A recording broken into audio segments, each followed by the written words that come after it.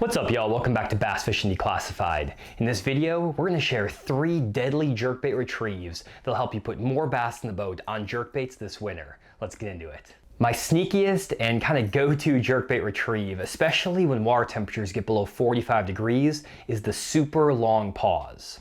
What I mean by a super long pause is not like a 5 to 10 second pause, which is kind of common among most anglers. Honestly, the most common retrieve is like twitch, twitch, pause it for 2 to 4 seconds, twitch, twitch, stuff like that.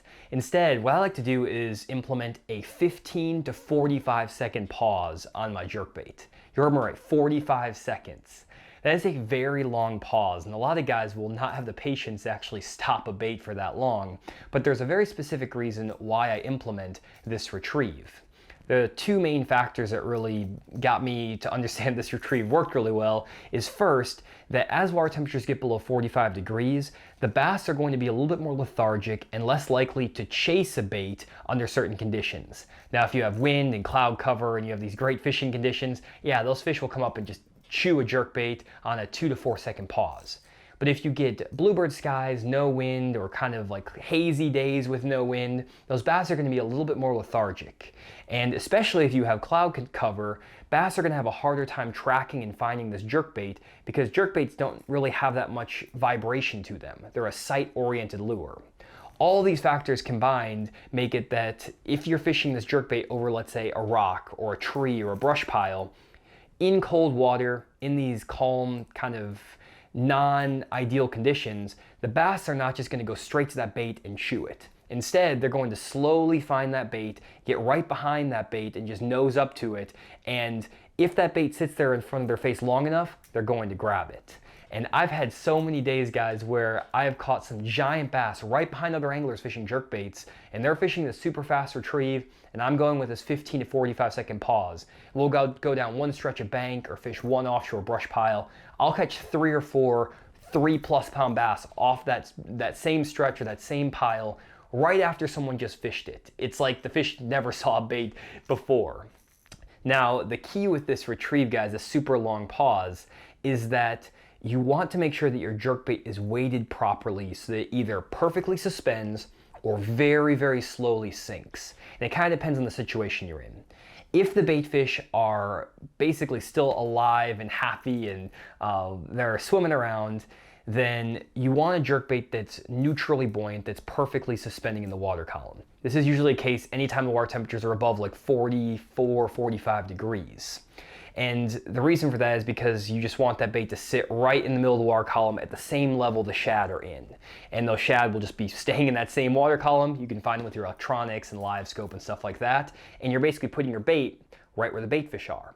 However, when the water temperatures start to get below 45 degrees, you'll have these shad kills, where the water gets so cold that the shad will get shocked. They'll actually rise to the surface and then they'll die and start slowly, slowly sinking. Now, they're still kind of alive, they're kind of stunned almost, so they're not going to just sink like a rock straight to the bottom. They're going to fall at like, let's say 10 seconds every foot. So every foot that they fall, it's going to take 5 to 10 seconds. And that's how I actually weight my jerkbaits. I want this bait to fall 1 foot every 5 to 10 seconds. And the way I do that is by adjusting the hooks and the split rings and things on my jerkbait. I'm going to talk about that more in an upcoming video, so stay tuned to Bass Fishing Declassified. Subscribe down below if you don't want to miss that video. And the goal with this long pause with this jerkbait weighted so that it falls a foot every 5 to 10 seconds is that if you pause it for, let's say, 30 seconds and it sinks every foot for 5 seconds, that bait's going to sink 6 feet during that long pause.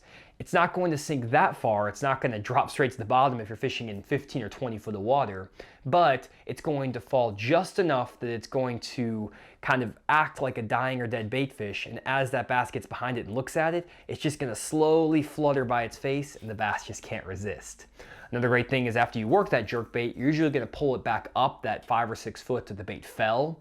And one way I actually retrieve that then is to jerk my rod up in the air to get that jerkbait to come up and then slowly, slowly sink down to the level of those fish. We figured out this retrieve with the other content creator, Jimmy, on the channel. He was on his phone one day where we were fishing. He had his jerkbait out in the middle of the water column and he was texting somebody, and on that cast he caught like a 4-pounder. and we had been sucking all day. And so we started going with like a 30-second pause, and we put 2 more 3+ pound bass in the boat right after that with that super long pause, and we haven't looked back since. So if you're dealing with tough fishing, water temperatures are pretty cold, 45 or less degrees on your lake or river system, go to that super long pause in the jerkbait, and you're gonna put some big fish in the boat. Really quick guys, I want to give a huge shout out to one of the main sponsors of Bass Fishing Declassified, Bridgeford Foods. Bridgeford makes some of the best beef jerky on the market. Everyone who tries it says that it's the softest jerky they've ever tried, and it is the perfect snack when you go to the lake. When I go fishing, I spend 3 to 5 hours graphing. I'm just sitting in my chair staring at the screen. And Bridgeford beef jerky helps me stay full, helps me stay focused, so that I don't miss any of those tiny dots on side imaging. And I always have a bag in the boat with me.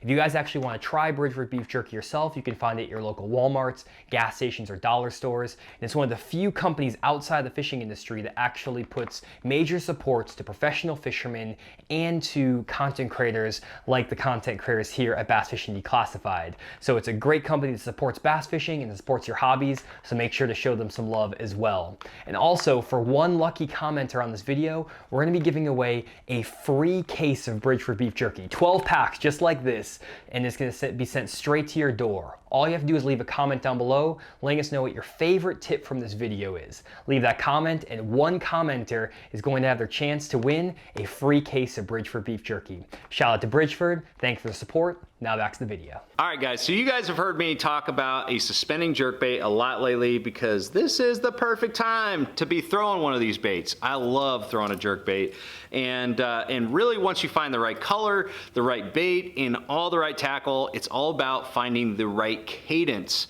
Okay, that's the perfect blend between working the bait with the rod tip, you know, creating those sharp, erratic side-to-side movements with the rod tip, and the pauses. Okay, so finding that perfect balance is going to be super, super important on any fishing day. And so I'm going to give you a real basic rule of thumb that I use every single time I go out on the water to find the right cadence for any day. So if you're going out and the water is really cold, maybe you experience a really severe cold front, and so the fish are a little bit more lethargic. In those situations, you want to impart longer pauses. So pauses seem to be more important with those extreme cold conditions. So sometimes I'll be pausing up to like 10 seconds or something like that. So you might, impart 2 jerks of the rod tip and then just let it sit for 5 to 10 seconds or something like that. But the key is paying attention to how long of a pause that you're using. And on the other side of the spectrum, you might be faced with more active fish that have a bigger strike zone. They're willing to move further to get a bait, and maybe it's warmer water, maybe a front is just about to pass through, and they're just a little bit more active. Whatever the case, sometimes they want more action and less pauses, and then sometimes they don't want any pauses at all. I mean, sometimes I'm fishing for smallmouth that just want that bait worked very fast, erratically, all the way back to the boat. So you really have to figure out what the mood of the fish is and experiment with the retrieve. Again, sometimes the pauses are the most important, and sometimes it's the action that you're imparting to it. A bonus tip for you to help keep track of the cadence that you're using when you do get a bite, because I always have the problem where, I have the best intentions, I go out there and I'm paying attention for a while of what my cadence is and how long my pauses are, and then all of a sudden I just kind of go into auto mode. But what I started to do, because I started using those songs that would get stuck in my head throughout a fishing day, and I'd start working my bait based on a specific song. So I might pick, I might be rolling with Pink Floyd, Comfortably Numb, because it's a slower beat in the beginning, longer pauses, things like that. And then if they don't like that, maybe go to Highway to Hell or something from AC/DC, start working a little bit faster. And I know it's kind of a funny way to go about it, but it makes it a little bit more fun. You're a little bit more engaged with the speed and also the length of the pauses, and it just helps you keep track of the cadence that you're imparting to that bait. So it may work for me and not for you, but I think it's a fun way to keep track of those cadences. But anyways, Cadence is super, super important when jerkbait fishing. Once you find the right one, you're gonna load the boat. A jerkbait is one of my favorite baits to use year-round. Now, it is definitely a go-to for most anglers during the winter months and during the cold water periods. But one thing we're finding out with the invention of forward-facing sonar is that a jerkbait catches fish year-round. Does not matter what the water temperature is, you can catch a fish on it. Now, there's a lot of different things that you can do to generate additional strikes on a jerkbait. You know, you can add things to the bait, you can add weight to it, you can add feathers to it. There's a lot of various things that you can do. But regardless of what you choose to add to the bait, I think a lot of people don't recognize the importance of the retrieve. The retrieve is what's really going to generate fish to strike your bait. It's what creates the reaction strike, which is why a jerkbait's one of the best baits out there. So I've got a tip for you today that will increase the number of bites you get based on the retrieve. So this is what I call the up jerk. So you throw your jerk bait out. Most people will jerk the bait so that their rod tip is down like that, right? You're jerking it, you're trying to get that maximum depth, which is great. That's an important factor to your jerk bait. It's an important thing to getting more bites.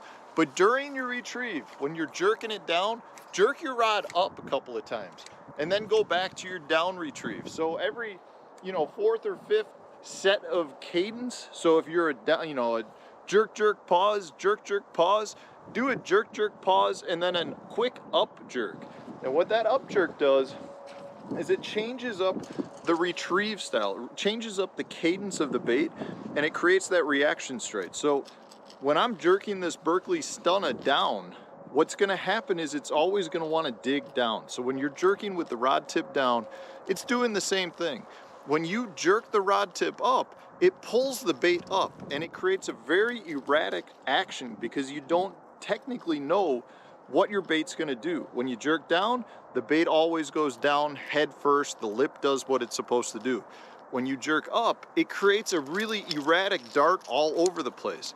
And the fish is not prepared for that because they're used to your cadence of jerk, jerk, pause, jerk, jerk, pause.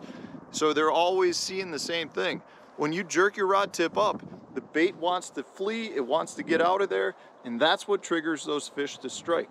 It's a very important thing to recognize when on the water. I cannot tell you the number of times when I've just imparted the standard retrieve of jerk, jerk, pause, and I have a ton of fish that follow the bait.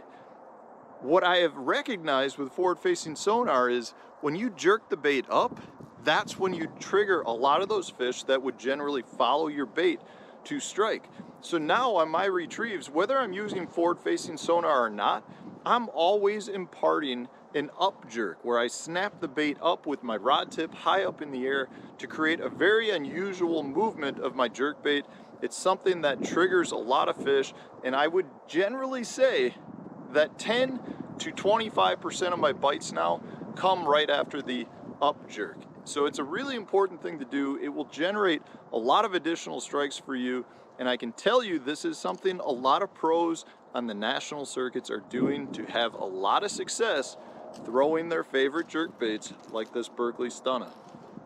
And that's it for this video, guys. Hopefully you'll learn some new retrieves that you can use on the lake this year to put big jerkbait fish in the boat. If you enjoyed the video and want to use any of these retrieves on the lake, let us know down in the comments which ones you're gonna try. Also subscribe to the Bass Fishing Declassified channel for upcoming video on our jerkbait modifications. It's gonna be a great video that'll pair well with the knowledge from this one, so definitely make sure you subscribe so you don't miss out on that new video. Thanks for checking out this one. We'll see you all next video.